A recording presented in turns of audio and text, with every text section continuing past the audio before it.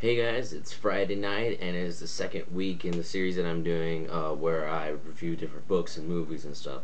Haven't quite come up for a name for it or have any really animations for it, but I'm still gonna do it. As you can see, I've got some new glasses and I got a new haircut. So basically, this is I guess my new look. I don't know. I like the glasses; they're new prescription, so they work, and the haircut. I like to keep it short now. So, this week I'm going to be reviewing the movie The Perks of Being a Wallflower. Now, I'm sure that in the past I've talked about it, but I've never given a full review on it. So, let's start off with me just saying that this movie is a cinematic masterpiece, and why it never got an Oscar or whatever is beyond me. I've watched the movie about 8 or 9 times. I've actually lost track of how many times I've watched it because it's so good. I have it on my iPad. I have the DVD copy. I'm really obsessed with this movie. I'm gonna read you guys the description on the back just to give you a general idea of what it's about. The Perks of Being a Wallflower is based on the wildly popular novel by Stephen Chbosky or whatever, about a freshman named Charlie who is always watching from the sidelines until two charismatic seniors take him under their wing. Beautiful, free-spirited Sam and her fearless stepbrother Patrick shepherd Charlie through new friendships, first love, burgeoning sexuality, bacchanalian parties, midnight screenings of the Rocky Horror Picture Show, and the quest for the perfect song.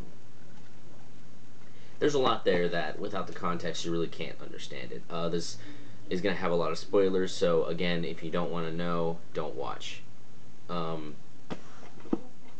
So let's start off with what they say by new friendships. I'm just going to start from the beginning. So, like it said, the movie is about a boy named Charlie, and it is close to the start of his freshman year, the first day of his freshman year.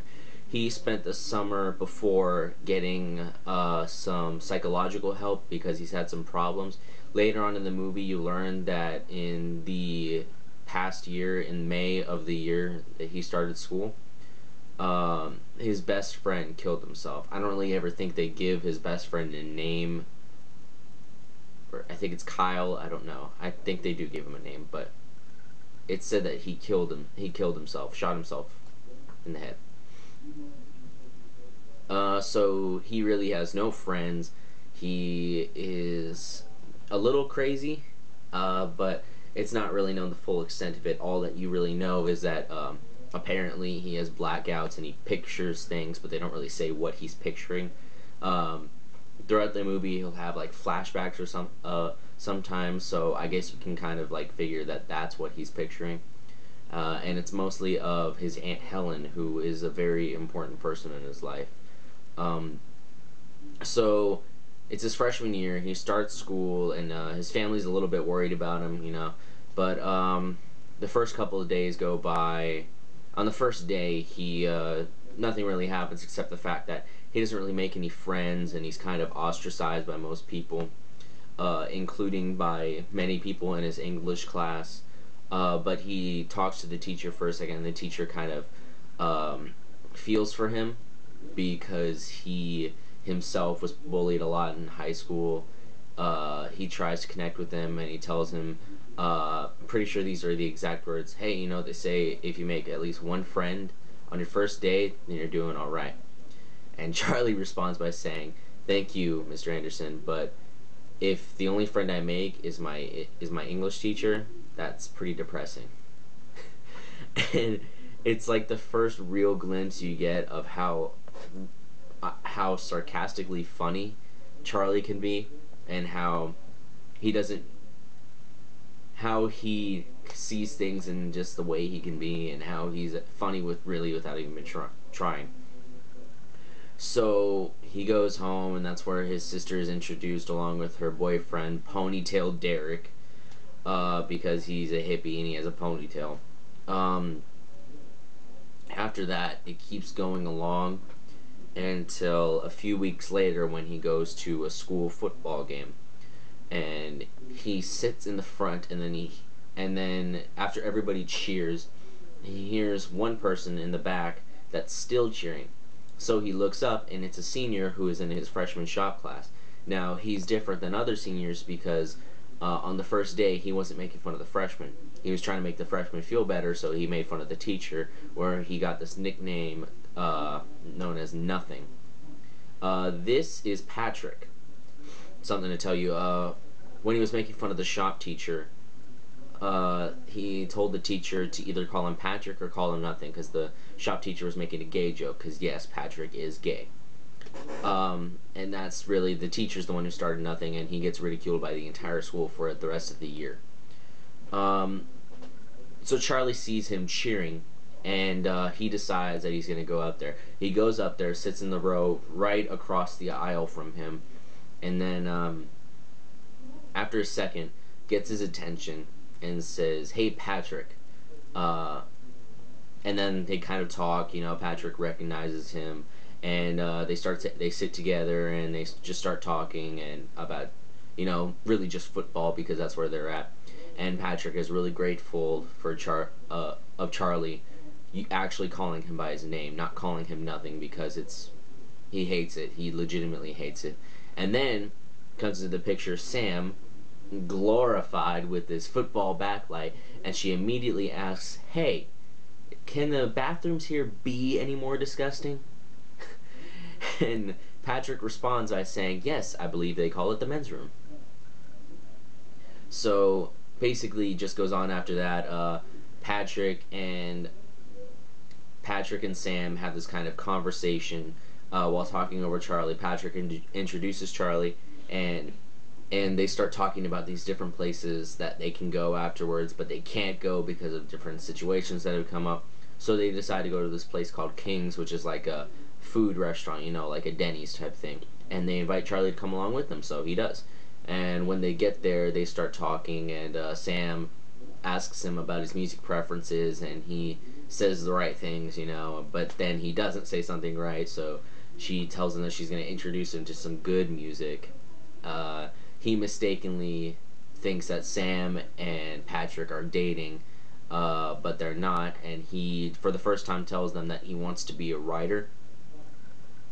And it's hilarious when they get to that part, because then they're like, "Write about us. You can call it Slut and the Falcon." I know I'm giving away stupid details, but I've loved this movie so much, I've basically memorized it. So afterwards, they give Charlie a ride home, and then it just goes on. Nothing really happens until, I think, a couple weeks later when the homecoming dance comes up. Oh, I am leaving out one thing. When Charlie gets home, he sees his sister and Ponytail Derek fighting, and then Derek, he slaps her, and Charlie tries to get involved, but his sister tells him no, that she can handle it. And once he leaves, Charlie confronts her about it, but she's in complete denial. She doesn't think anything's wrong. She thinks that she provoked him, the usual, it's my fault stuff. After that, it gets to the homecoming dance, where Patrick and Sam are off to the side dancing, and Charlie's on basically the other end of the gym, just on the wall, just watching people. And they start playing this song, and Patrick and Sam freak out. They're like, "Oh my God, they're playing good music, living room routine." Like this is what they do when they're in the living room. So they go to the middle of the dance floor and start dancing like pros. And eventually, Charlie gets up the nerve to go out there and dance with them, and they welcome him with open arms. They love him. After the dance is over, it skips to the scene where they're heading over to a party at a guy named Bob's. He is their friend. He's kind of a stoner, he's the one who provides the drugs type guy. It's really funny when they first introduce him and different things like that. When they get to the party, Bob tricks Charlie into eating weed brownies. He didn't tell him that they are weed brownies, and Sam and Patrick were off doing their own thing. So while they were doing their thing, uh, Sam comes back over and finds that Charlie is high talking to Bob, Mary Elizabeth, and Alice, her three closest friends. And it's really funny because the only thing he can say when she asks him how he's doing, he says, "I just really want a milkshake." And then it just cuts to the kitchen where she starts making him a milkshake, and that's where the truth comes out. He says that he's never really gone to parties like this or been high or anything because his best friend didn't like that stuff because his dad was a big drinker. And after Sam asks him where his friend is tonight, he says, "Oh, he shot himself last May. I kind of wish he would have left a note, you know." Then he just asks Sam where the bathroom is. He goes off, and she's just in shock. Of course, she makes him the milkshake, though. But while he's coming out of the bathroom, he goes down the hall by accident, goes to the wrong room, and finds Patrick making out with the star football player, and he freaks out. Both of them do. So Patrick takes Charlie out of the room and talks to him, but then realizing he's high, says that he will talk to him later, but he needs to keep this a secret. And of course, Charlie agrees because he wants to be friends with these people, and he knows if he wants to keep this secret, then he should keep it a secret. So then it goes down to Charlie is sitting by the fireplace with Mary Elizabeth and Alice drinking the milkshake, and they're just like being all buddy-buddy. And then Patrick comes down and talks to Sam, who's across the room, and you can hear her say, "Charlie just told me that his friend shot himself last May. I don't think he has any friends." And so Patrick comes over and he does a toast to Charlie, their newest friend, and Charlie is just like basically on the verge of tears because he went from having no friends to having a whole room of friends. And it's a really touching moment, and that scene ends when Sam, who's played by Emma Watson, looks down at him and says, "Welcome to the island of misfit toys," because they're like, the people who, they don't fit in, they're not exactly popular, they're what known as, wallflowers, they see things from the sidelines and they see the truth. Which, I like to consider myself a wallflower, I guess, sometimes. I mean, not exactly the most popular guy. I mean, I do this, like, all the time, so I'm definitely not popular. Okay.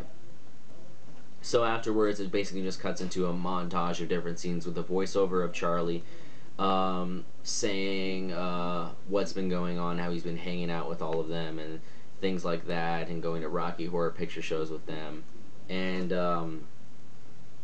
it keeps going. I might be leaving something out, but I don't think I am. Basically, all that happens during the entire montage, it's explained that Patrick helped the star football player, I can't remember his name, get over a drinking problem that he had because he was gay, and he didn't want anybody to know about it. He still doesn't want anyone to know about it, but he's no longer has a drinking problem. And Sam has a questionable past, that she used to sleep with a whole bunch of different guys and get like drunk at parties. She doesn't do it anymore, of course. It was her freshman year, but he feels that he has no right to judge her for who she used to be, considering who he used to be and who he still is. So after that, it cuts to a scene from the Rocky Horror Picture Show. Sam, Patrick, and all of them work in the Rocky Horror Picture Show doing scenes, and of course Patrick is the drag queen, and he dances in front of Charlie like it's really funny, and it is really funny and really awkward to watch at the same time. So after